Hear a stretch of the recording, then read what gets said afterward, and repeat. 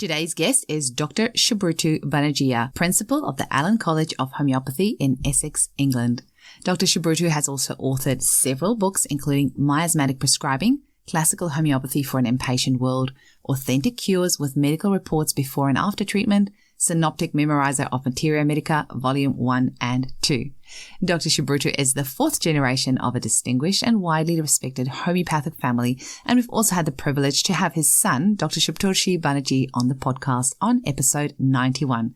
Dr. Subrata graduated in homeopathy from the University of Calcutta with a record number of honours passes in 9 medical subjects and with 5 gold medals to his name, setting himself on a path to become an internationally acclaimed homeopathic clinician, lecturer, and author. He is now acknowledged to be the world's leading authority on miasmatic prescribing, and his particular gift is to combine practical homeopathy with profound intuition and the experience of 4 generations of homeopathic prescribers. You'll often find him quoting ancestral tips from his grandfather's personal clinical journals. His living Meteria Medica imitations for comparison of remedies are rare treats to watch and hear. Dr. Banerjea is a popular, widely travelled lecturer and has lectured almost everywhere in the world where homeopathy is known. Despite his hectic schedule, he also, together with his brother and wife, play an active role in the Kamala Banerjea Fund, a charity which distributes milk and medicines to the poor children of Calcutta. Students of Dr. Banerjea will testify to the remarkable knowledge and enthusiasm which he generously imparts to all who share his passion for this most beautiful healing art. To find out more, visit homeopathy-course.com or www.allancollege.co.uk. Thanks for listening. Welcome to the Homeopathy Hangout, where we discuss all things homeopathy from around the world. And now my mum and your host, Eugenie Kruger.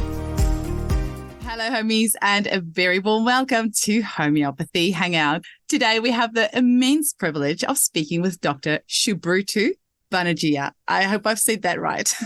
You did. Oh, yay. If I end up reverting back to Subrata, you'll have to excuse me. But Subrata is actually really beautiful. What does it mean? Thank you. Subrata means Shu in Sanskrit and in Bengali means good. And Broto stands for who does good work. Oh. So my mom and dad, when kept my name, they thought at least I will do some good for the community. Well, anybody who sees your last name, and I mean, who in the homeopathy world doesn't know you anyway, but for those who don't, can you tell us how you were first introduced to homeopathy? And I'm personally really looking forward to hearing this story. Well, it's a very, very long tradition. I mean, I was born and brought up in a homeopathic family. It starts from my great-great-grandfather. He was a homeopath, and that I'm talking about 160 years back. Wow. So he was a homeopath. And in those days, back in India, in Calcutta, homeopathy was mainly practiced by few Western homeopaths and some Indian homeopaths or Bengali homeopaths. Perhaps you have heard the name of Mahendra Lal Sirkar. He was the first conventional MD doctor who converted to homeopathy and started practicing homeopathy. And he was the physician of, if you heard the name or you can Google it, it's Ramakrishna. He was a physician to Ramakrishna. And Ramakrishna mission right now is all over the world. Every more or less big metropolis all over the world have Ramakrishna mission. Like we have it in London, we have it in Manchester, things like that. So going back to my heritage, my great-great-grandfather passed his wisdom, his heritage to my granddad, who is Dr. Kishori Mohan Banerjea. And he had the privilege to learn homeopathy by sitting at the lotus feet of Dr. John Henry Allen back in the United States. He learned miasm from John Henry Allen and brought that wisdom back to India. So John Henry Allen gave us the 4th miasm, the tubercular miasm. And since then, the miasmatic approach of prescribing is in our blood because he learned it directly from John Henry Allen. And there is a story with it. He actually went with his friend in those days to going to America. You need courage as well. So he went with his friend, Dr. N.M. Chowdhury. There's a fantastic Meteria Medica. If you don't have it, I strongly recommend it. N.M. Chowdhury's Meteria Medica. And they went together and N.M. Chaudhary went, studied a little bit with Allan, but he also studied a little bit with Kent, brought that wisdom back.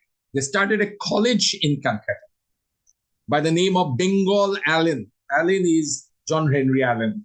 So my granddad wanted to pay respect to his guru, John Henry Allan. So Bengal Allan Homeopathic College, that started around 1920s.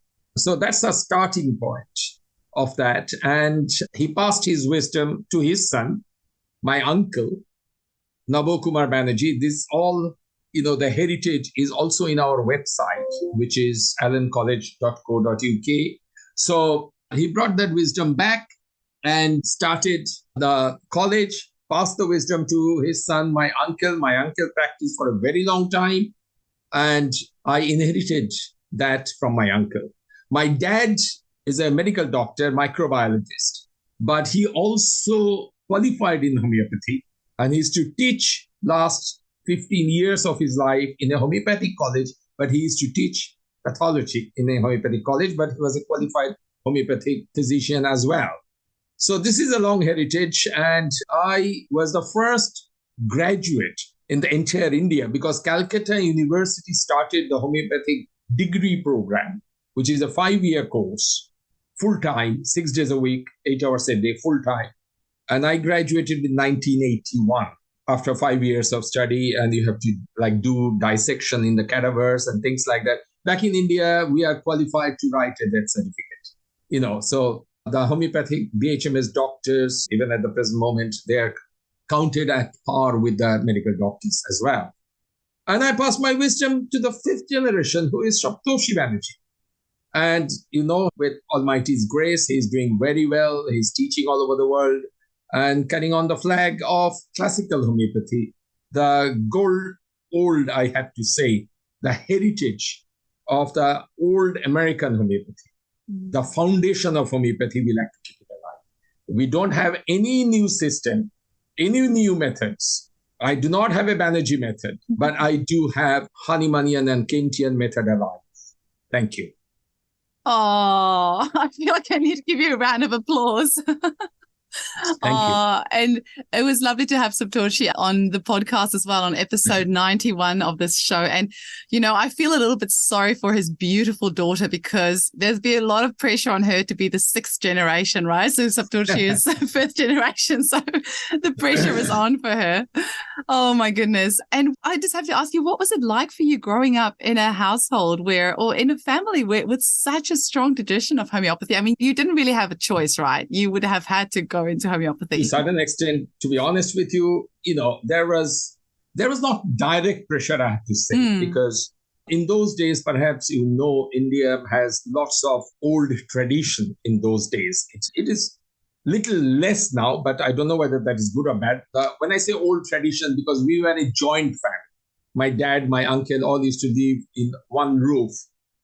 So we were all together, we had about 15 family members together, which is great, to enjoy life, to be honest with you, rather than these nuclear families these days. Anyway, so instead of A for apple, I learned A for Indica and B for belladonna.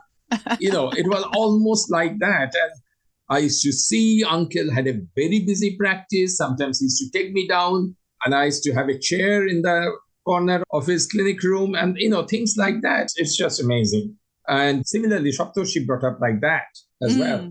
So at one point, I have to bring him in as well, because at one point I said to him when he finished his A-level or class 12, he did very well. And I said, you did well. Do you like to do medicine, general medicine, be a medical doctor and do homeopathy later on if you want? He said, since childhood, when I learned for fever, you give belladonna or ferramphos, I do not like to give paracetamol. So he went straight to BHMS, but, he had the scope of doing the regular medicine and then do homeopathy as a postgraduate or whatever, being converted to it. Over to you. Oh, beautiful. Actually, and he did say that Chaudhary was one of his favorite Meteria Medicas as well. And he also said he learned A for arnica and B for belladonna and C for chamomile. Very cool. Yeah. Oh, and I think we are the longest serving homeopathic family in the world at the present. I think so, because 5 generations is quite pretty long, uninterrupted 5 generations, Yeah, I think you should be in the Guinness Book of World Records, actually. We need to get you in there. Even if it's just to make people ask, what's homeopathy? We should really look into that. Thank you. Can you tell me a little bit about the Allan School of Homeopathy as well? So when did that start and how did that come about? That's a short story about that. The story is, obviously, I graduated. I started practicing in Calcutta. And Calcutta is known as Mecca in homeopathy. So I started practicing in Calcutta and everything was going well. And then I thought of spreading the classical homeopathy. And when I say classical homeopathy, the homeopathy dependent on Meteria Medica, the homeopathy what Kent practiced, the original homeopathy. So what I decided that I'd like to go abroad and try, of spreading this. So I came to the West. I traveled quite a bit, in my first trip and started talking about homeopathy in England and in US. And in England, we met a group, like a homeopathic group, and I invited them to come to Calcutta. So we started a small 2-3 weeks course in Calcutta. And Western homeopaths started coming to Calcutta. And I named that again to revive Bengal Allan. I named that Bengal Allan Medical Institute. And then I met my wife, Janet. And I'd like to just quickly introduce Janet. She has clinic today, but she will just say hello to the listeners. Oh, amazing. Hello, Janet. Hello. It's such a treat to get to meet you as well. Hello. Okay, you're doing a great job. Thank you. And thank you for popping in to come and say hi. Thank you. And so we decided to start a college in the UK. And what will be the best name other than bringing that my granddad's guru, Allan? So we started Allan College of Homeopathy. And it's quite long, we started actually in 1998. So it is 25 years. And it's going strong. We run undergraduate course, postgraduate course. In the West, to run homeopathic college or to have a homeopathic practice is difficult. But we did it, and we are very strong and carrying on as a team, me and Janet. Yeah, thank you. Amazing. And actually, I've looked at the photos on your website of all the years that you go to Calcutta and you have this 2-week program that you have there. And I think it was in March this year you had another one because I interviewed, was it January? January, that's right. Because we run every year in January. It's a 2-week program. We generally show in 2 weeks 160 cases guaranteed. Live cases. It's not paper case. So 160 live cases. It's an extensive experience of how homeopathy works, basically. Because when the patient is in front of you, there is no lie.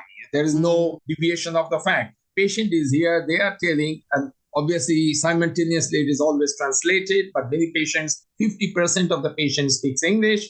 So you can ask any question and they will say heavy pathology, how homeopathy cures it. And they believe in it.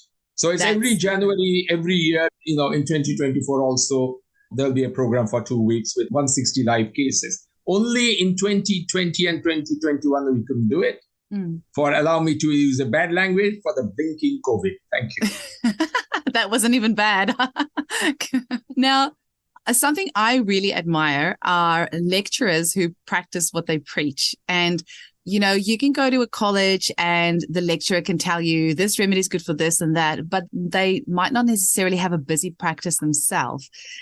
And so that's why I admire people like you who have really busy practices in the UK and in India, and you still lecture as well. So when people are learning from somebody like you, they're actually getting real life knowledge, not just book knowledge, real life knowledge. So that's something I really admire. But something I'd love to pick your brains on is the difference between the East and the West. So you say you go to Calcutta like 3 times a year. And I mean, it's very different there from the little bit that Saptoshi has mentioned, very different there in the West. Tell us a little bit about that, what that's like.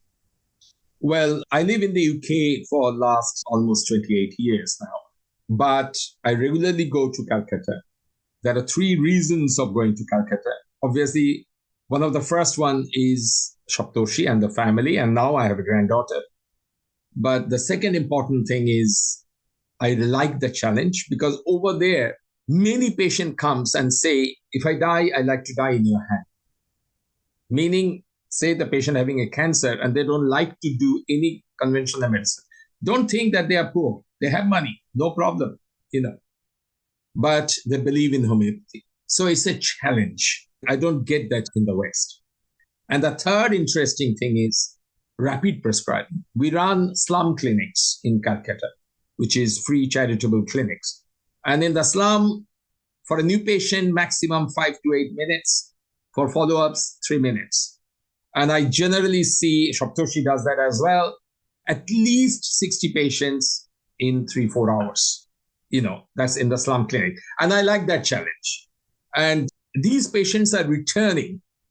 My uncle always used to say, when a patient is returning, and though he is saying, I'm not better, but you have to remember that they are better. Otherwise, they wouldn't have come. They are a little bit better, definitely. That's, a professional tip there. So when I land in Calcutta, I have to put my India mode on because it's different. I have had a woman coming and talking that I'm not getting my menstruation, and later the husband says, oh, well, she had the hysterectomy, which the woman doesn't know. It can go that extreme, especially in the rural areas when we have rural clinics, because the rural areas are still developing and it's not, everybody is educated, that type of aspect you get.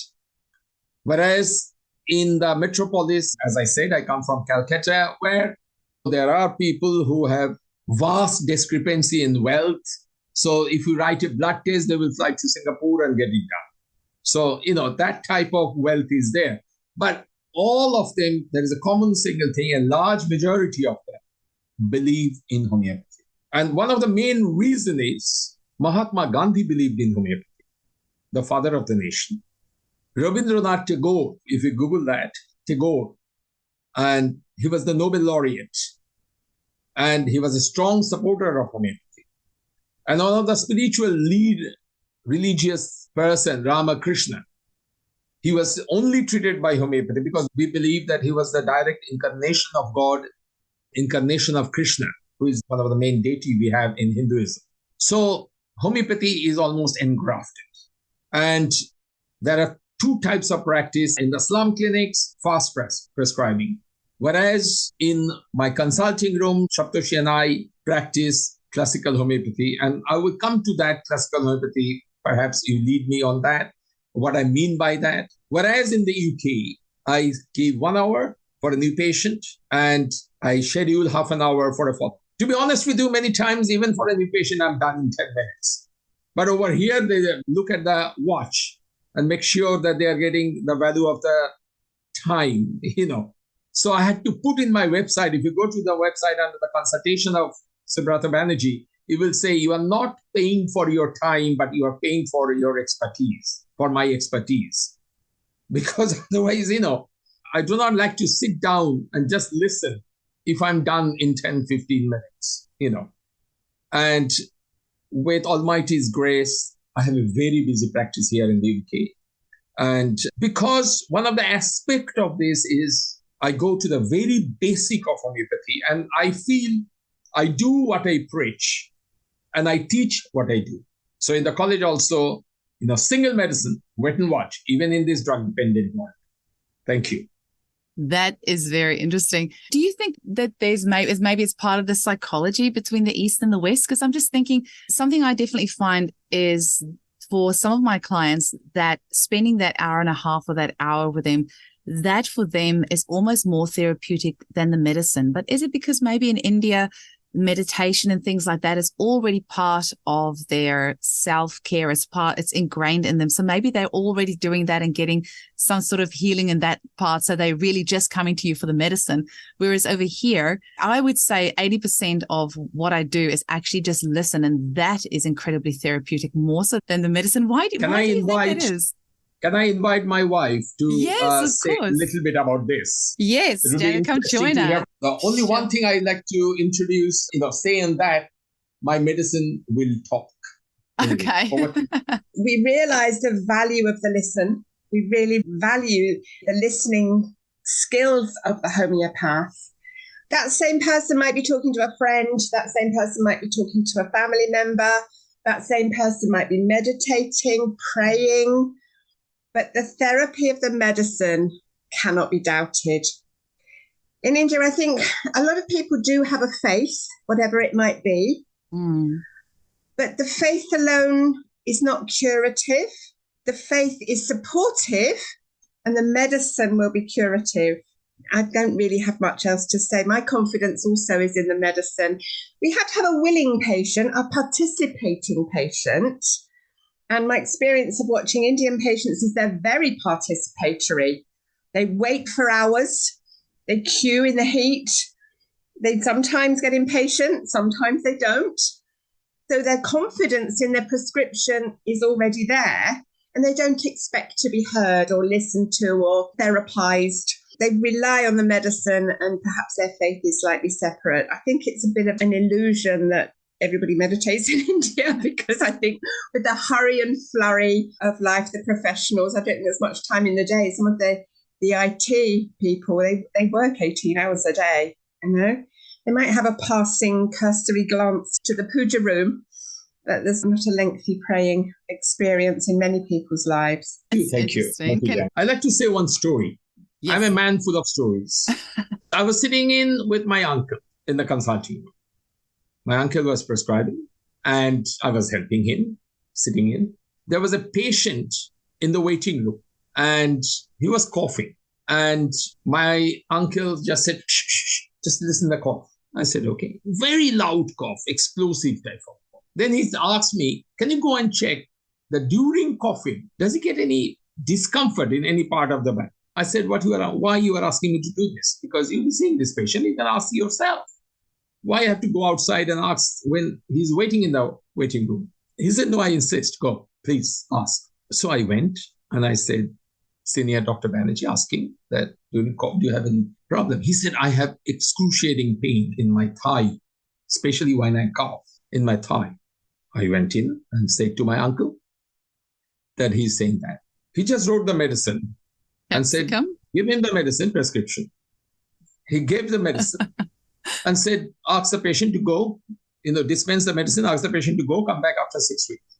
I said, what you are doing? You have not seen the patient. He traveled 100 miles to see you. He said, just do it. What I'm saying. As you said, he prescribed capsicum. We dispensed one single dose of capsicum. The patient was suffering with this for 18 months, one single dose.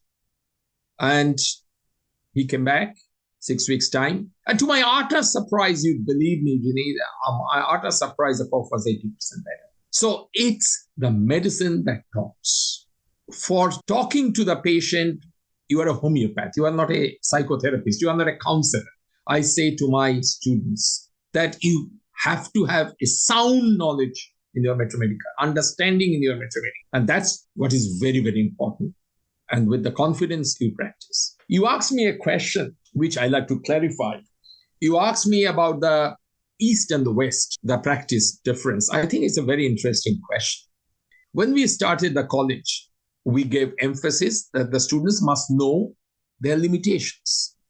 There are colleges in the UK who doesn't even teach A&P, anatomy and physiology. I said we will close the college. Janet was very supportive. We will close the college if the patient do not know to diagnose. So we introduced in our curriculum at least 20-25% of medical diagnosis and medical, which is being lectured here in our college by medical doctors. So they teach A&P. They teach the pathology. So what I'm getting is a student must understand, or a homeopath must understand, this is my limitation. After that, I can't do. But inside the limitation, you have a world. You can do a lot, right? So that's number one. Number two, we have been asked by many organization bodies here in the UK that you should invite or introduce many different approaches. I won't go on that. All my viewers, you know what I'm talking about, all the new methods and all that. And I said, no, I didn't learn my homeopathy like that. I learned my homeopathy, the only one single approach, which is the Hahnemannian Kentian approach, which I practiced already for a long time, 25 years back in India. And I will introduce that homeopathy here. So I will just give you another story here. As I said, I'm a man of stories. One day I received a phone call from a patient in the US. My secretary picked up the phone and said, he's a homeopath from US and he wants a repertory session consultation with you. So my secretary didn't understand, so he passed the phone to me. What is a repertory session? So he said, can I book a repertory session consultation with you? I said, what do you exactly mean? He said, because over here, I have been to many, if you like, movers and shakers of homeopathy, big homeopaths here, and they all spend time and go in the computer and look in the repertory. And I, being a homeopath, I understand the searching of the rubrics and all that. I said, look, I don't use repertory. If I see 50 patients, I might open the repertory once or twice. You can ask me a question about the repertory and approach.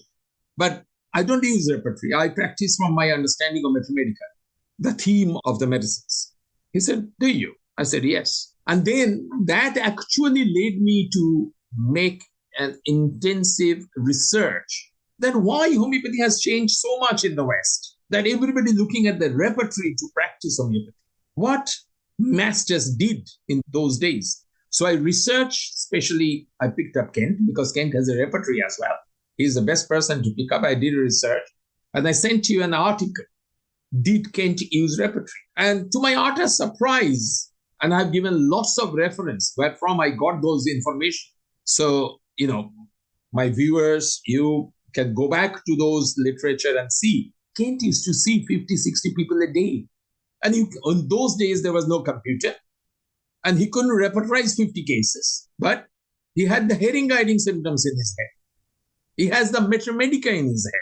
So he could dream the remedy. He could visualize the medicine and practice. So I think that is the biggest difference, especially the Calcutta approach of homeopathy. Because many of my teachers, direct students of American stalwart homeopaths. We have had B.K. Sarkar. B.K. Sarkar was a direct student of Kent. I have seen him.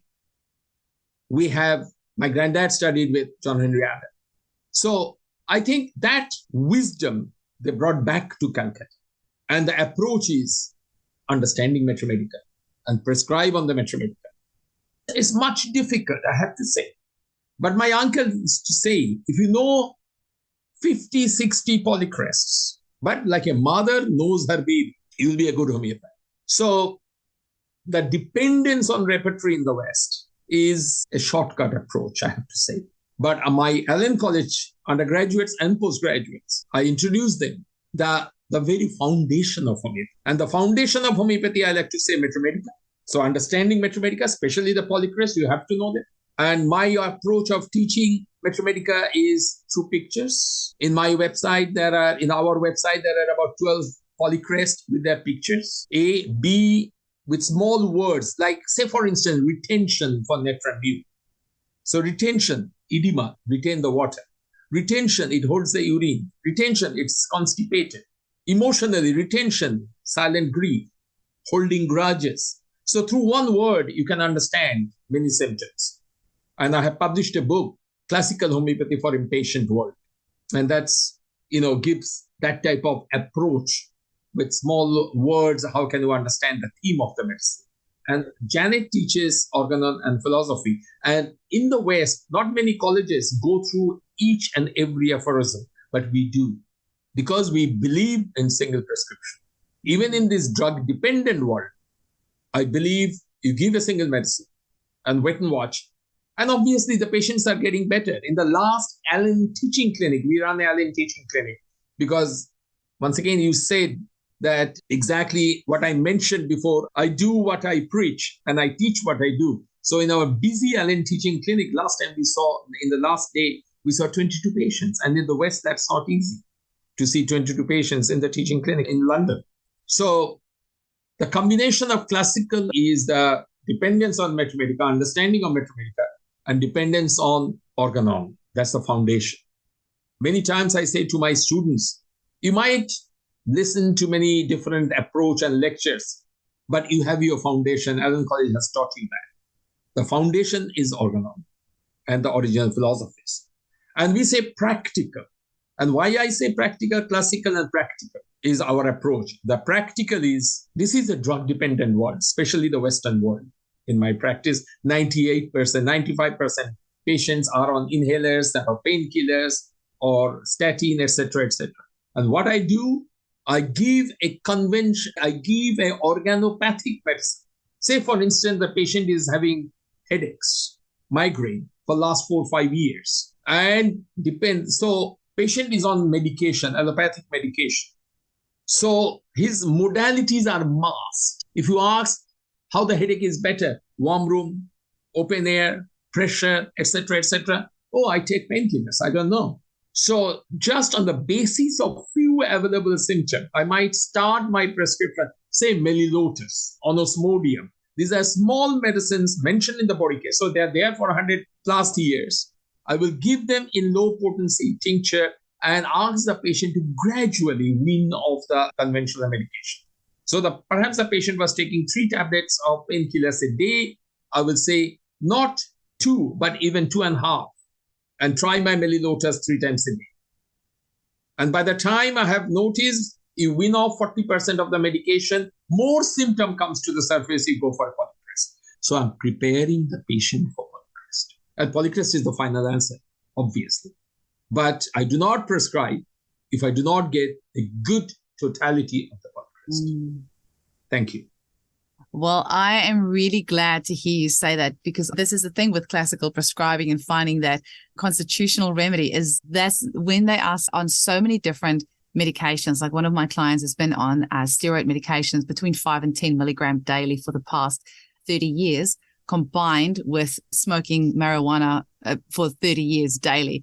So, I would have no idea what a true constitution is, because there is just so much layer on top of layer. And so it's nice to hear you say that you do this practical approach where you are giving an indicated remedy for that, but you're trying to wean them off that until you're seeing the picture underneath. Exactly. That's really nice to hear, because I just gave an example for migraine, but that can be done in every case, including like osteoarthritis. The patient is on steroid or painkiller. I will prescribe lesser known, if you think of lesser known arthritic pain medicines. We have Rhamnus california, we have Calcutta. So I use quite extensively these small medicines and wean off. But then I will go for lycopodium, then I will go for brania. But I like to prepare the patient to receive the mighty power of my tiny globule when I prescribe a polycrest. Amazing. Now, Subrata, do you have a specific way of learning Meteria Medica? So I know Sabdurshi is really good with his Meteria Medica as well. And he says if you take 50 polycrests and you learn one of them a week, then by the end of that year, you've got 50 of them that you've really honed in on. But do you have a particular way that you learn the Meteria Medica, or that you teach people to learn the main keynotes of it? Where do you start, or just tell us a little bit about that? Thank you. I totally support what he says, one a week. And I said, if you know 50, 60 polycrests by heart, you'll be a good homeopath, I promise. Actually, this comes from N.M. Chaudhary. N.M. Chaudhary used to say, if you love your Meteria Medica, jewels will fall before you like the falls of Niagara. That was N.M. Chaudhary, But I love few books I'm going to mention. I love reading them. For a beginner or even a first-year student, I say start with Nash, because Nash's Leaders in Therapeutics. It's a good old book. It's a Jain. It's not very lengthy. You start with Nash, read Nash, gives a good picture. My second book is Margaret Tyler. Tyler's Drug Picture. She is an English homeopath, beautiful writing, direct student of Kent. And so go with Tyler, understand the theme of the medicine. My third book I would recommend is N.M. Chaudhary. I love N.M. Chaudhary. Chaudhary's Meteria Medica is really good. Jain published that. Jain Publishers of New Delhi. But obviously nobody can be homeopath without reading Kent. But if you start with Kent, sulfur, he spends 20, 22 pages, even though you don't like it. So obviously these will give a basic picture, a portrait. And then this is my consulting room from where I'm speaking near London. And I always keep my boric at my side, and it says, proud to be a homeopath. That's nice. Did you have that cover made? Yeah. So boric is very, very clinically important. we have been taught in the way of Allan's keynote is your basic textbook. So we know our Allans. So Allan and Boric, our basic book. But I never recommend my students to start with them. That's the one way. And the second way is I learn by visualizing.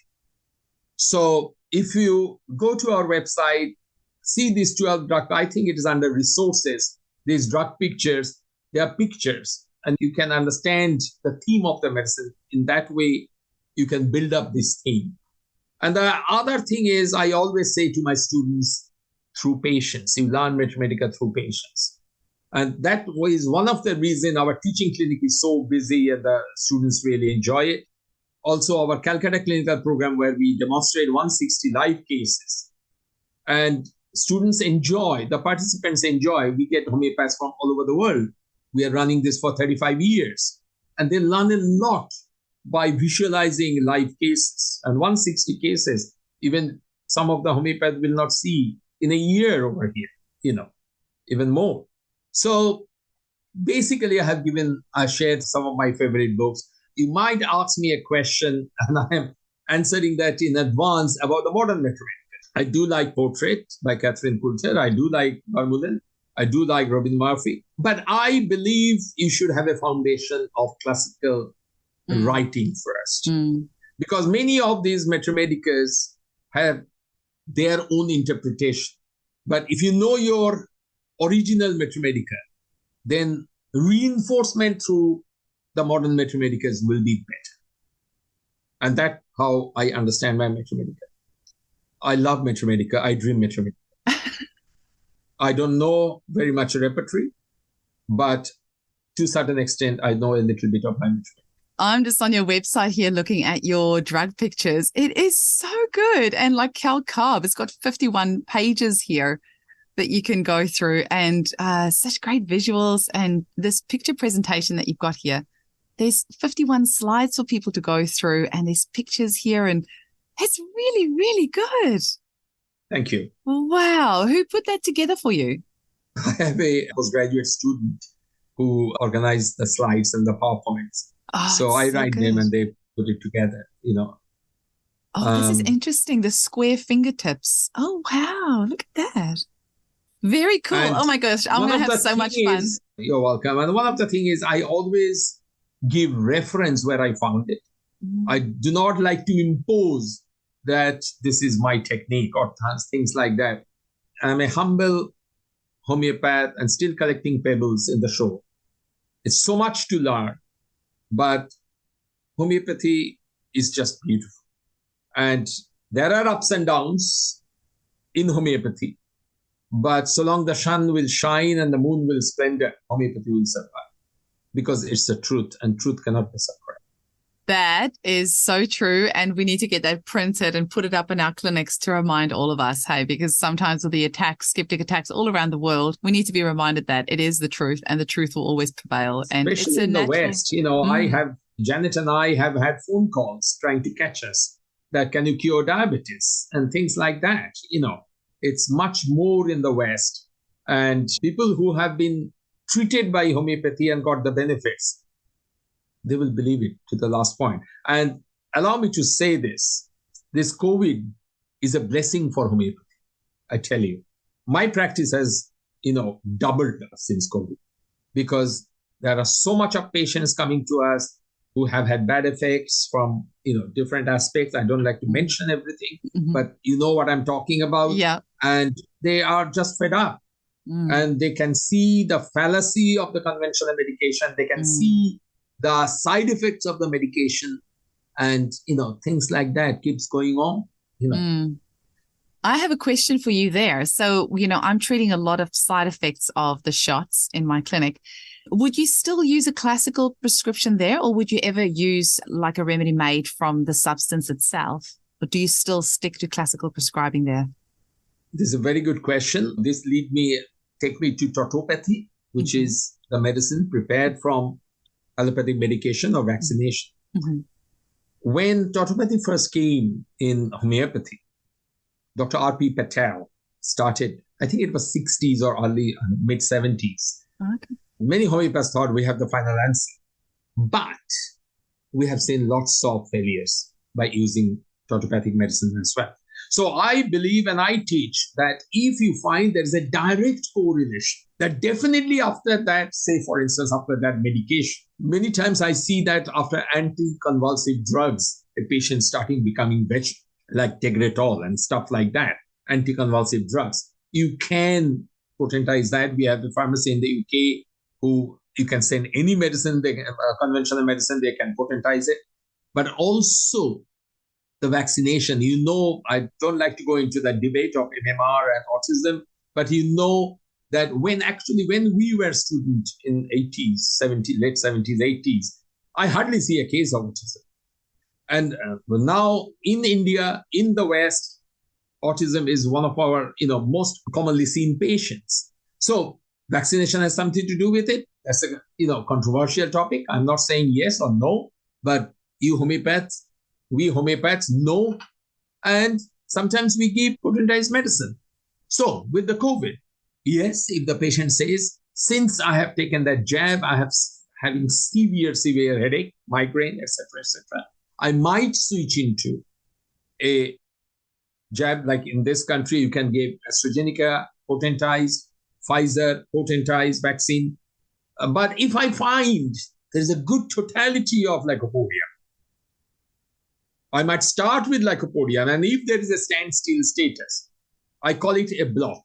Like you are running in this country, we call M roads, which are the highways. You are running 70 miles an hour, and then suddenly there is a standstill status. All the traffic, all the cars stop.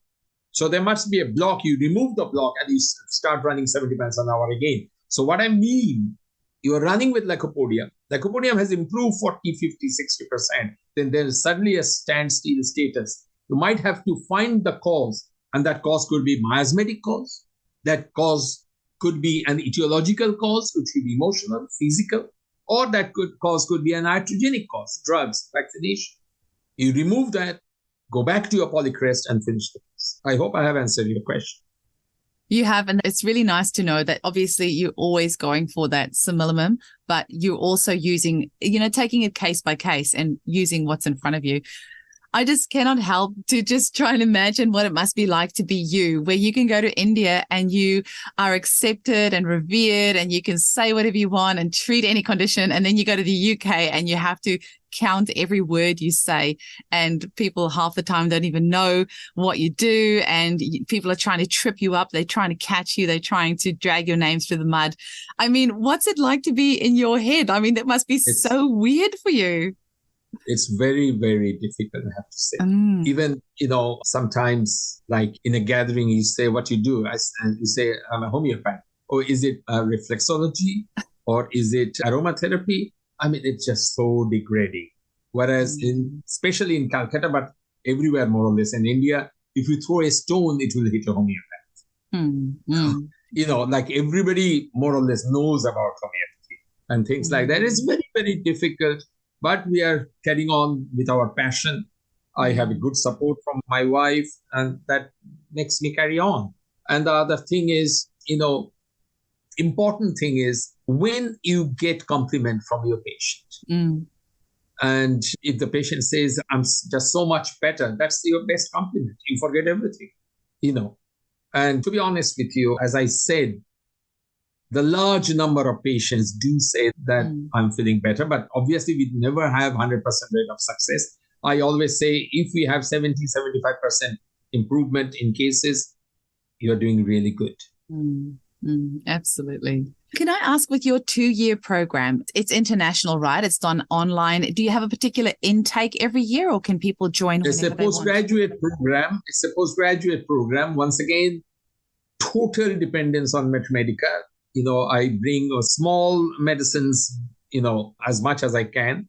And it's named therapeutically so that I can bring these small medicines. Say, when we are talking about migraine, I'll be talking about, obviously, I always say the polycrest is the final answer. So don't misunderstand me. But this is a drug-dependent one. And the patient is on drugs.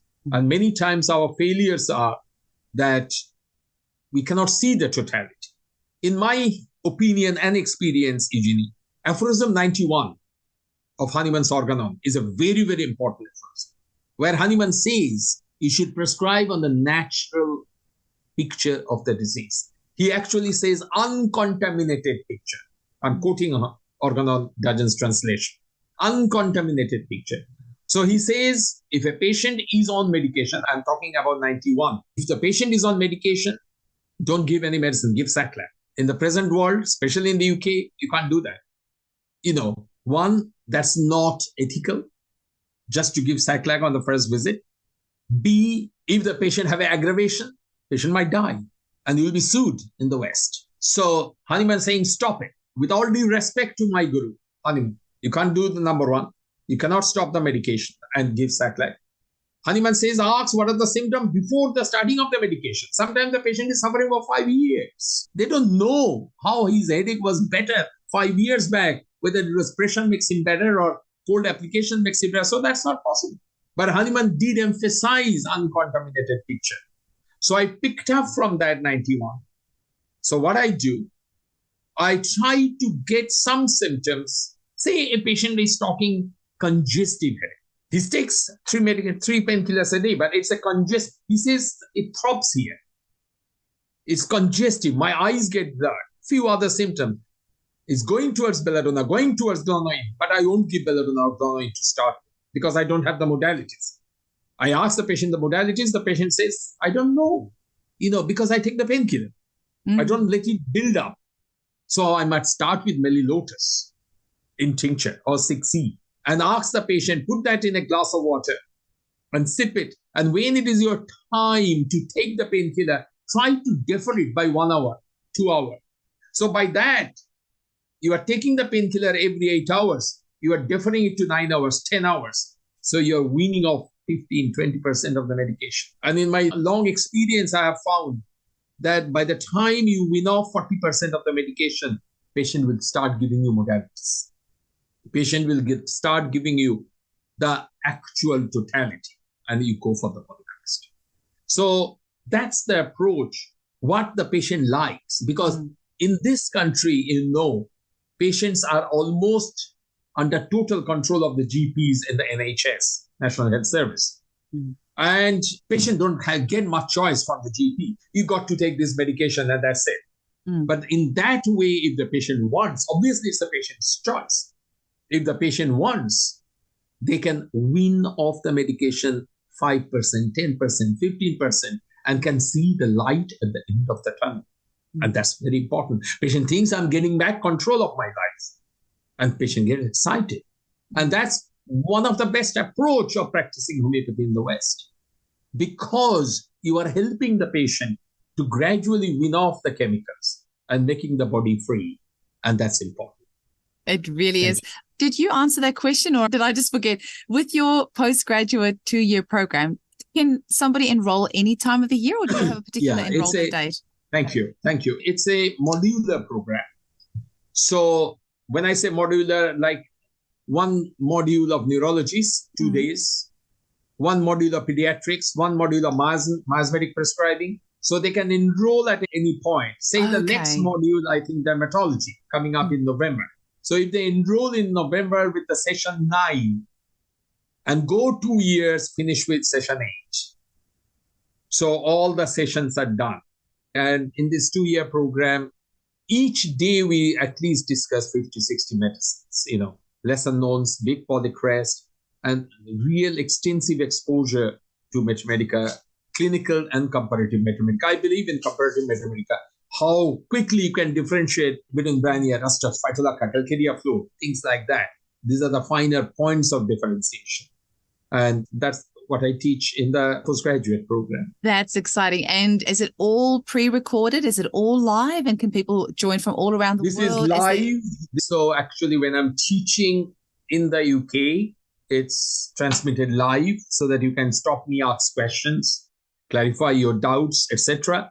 And I expect 80% attendance. I do have actually students from Australia, and it's there.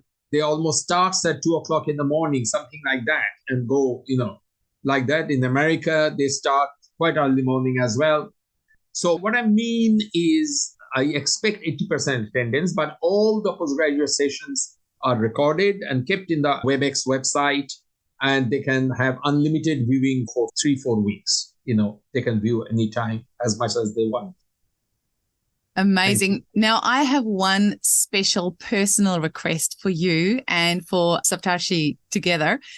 Now, coughs are my nemesis. They are so hard to prescribe. Now, I've got my basics down. I can recognize, a Spongia and a Drosera and a Hepasulf and phosphorus, often in a Rumex, definitely. There's a few that I can recognize, mostly thanks to Saptarshi's YouTube video. But between you and Saptarshi, can you two please get together and do as many different cough sounds as you possibly can? Because that YouTube video of his has been a lifesaver to me so often. And just yesterday, one of my staff members, her daughter has a cough and she was listening to Saptarshi's YouTube video and came up on coccus cacti because of that cough. But between the two of you, I know Saptarshi says that one of your ancestors said, don't repertorize the cough, you just listen and prescribe. But you two have so much knowledge for that. And we really need you to get that knowledge down onto some videos for the rest of us to learn. Because like I said, coughs are my nemesis, and anything that you can do to help me with those will be greatly appreciated. Thank you. And cough is an area where you can just listen. Yeah. And once you hear it, like once I've heard a Rumex cough or hyoscyamus, I can easily prescribe because that's, that machine gun, you can hear that. And Hepasulf I can hear, and Spongia, when you know what to listen for, it is actually really easy to prescribe. But there are so many different coughs, and really that YouTube video of his made a huge difference. So between the two of you, if you can please do more coughs, that would be really appreciated. You're welcome. Thank you. Is there we'll keep in mind. Yes, please. Is there any final message that you want to leave our listeners with? And can you please just tell them your websites as well, of where people can purchase your books, where they can enroll in all your courses? I mean, you've got so much information. My friend, Hahnemann has not lived in vain. And I always believe, as you know, a chemist who taught chemist, a philologist who knew so many different languages. I'm talking about Master Hahnemann. A physician whom physicians feared. We are proud that such an enormous personality is the founder of our homeopathy. So carry on this torch of homeopathy. And my friends, many people outside the homeopathic world do criticize us. But there are so many Nobel laureates who supported homeopathy, and they are not idiots. There are, royal family in this country supports homeopathy very strongly. And there's a link in our old website, homeopathy-course.com, where I have put many legends of homeopathy who supported homeopathy, like philosopher, Nobel laureates. Two great examples from my own country, Mahatma Gandhi, Mother Teresa, and Tagore. Tagore is a Nobel laureate. Mother Teresa is a Nobel laureate. And from this country, the best example is the royal family. Late Queen, our present King Charles, strong supporter. So carry on the flag. But I would request you to do it properly. And the properly is not Banerjea way, but Hahnemannian Kentian way. Learn your Meteria Medica. Practice accordingly, and you will see the beauty of this wonderful art and science, and that's important. And if you fail in a case, never think that homeopathy failed. It could be our failure. I am not successful in all cases, but if you know the limitations of homeopathy, within that limitation, homeopathy can do wonder. In my website, we have actually, the present website is the website we generally use, which is Allan College, ALLEN College, all one word, .co.uk. But also we have another website, homeopathy-course.com. And in our website, there are lots of information. I was talking about advanced pathology treated in India, especially because they allow us to put that on the website. I have brain tumor cured by homeopathy and things like that, with all medical reports before and after treatment. I published a book published by Jain in India. Jain publishes Authentic Cures in Homeopathy with medical reports before and after treatment. So, homeopathy is there for you. It's more and more the present world is becoming drug dependent and drug resistant, more and more you have the scope and you can do wonders. Follow the true spirit of homeopathy. That's my request. If you like to see what homeopathy can do, I can openly invite you to Calcutta in my 2 weeks program where Shaptoshi and myself lecture together. And it is more practical cases, 160 cases we demonstrate. And we will show you the wonder of homeopathy, the beauty of homeopathy. So please do carry on the flag. And I always say, long live Hanuman, long live homeopathy. Thank you. Oh, thank you so much, Subrata. It was such an honor to speak to you. And thank you so much for what you're doing for homeopathy. It's really such a privilege. Thank you. Thank you.